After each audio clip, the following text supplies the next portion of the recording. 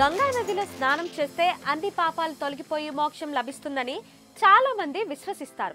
సనాతన సాంప్రదాయంలో గంగా జలాన్ని ఎంతో పవిత్రమైనదిగా, అమృతంగా భావిస్తారు.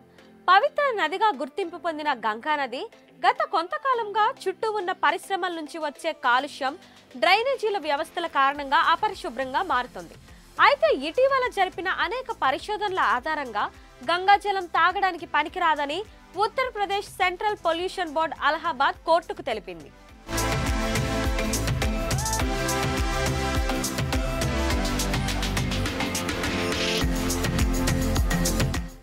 కానీ ఐఐటి కాన్పూర్ శాస్త్రవేత్తల పరిశోధనలో గంగోత్రి నుండి రిషికేశ్ వరకు ప్రవహించే గంగా నది నీటిని పరీక్షించినప్పుడు అనేక ఆసక్తికర విషయాలు బయటపడ్డాయి.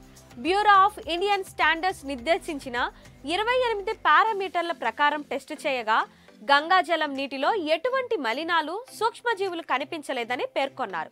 కొన్ని రోజుల తర్వాత కూడా ఈ నీటిని మైక్రోస్కోప్తో పరీక్షించగా మునిపటిలాగానే ఫలితం వచ్చిందని, గంగా జలంలో కోలిఫామ్ సహా ఎటువంటి సూక్ష్మజీవులు లేవని అధ్యయనంలో తేలింది.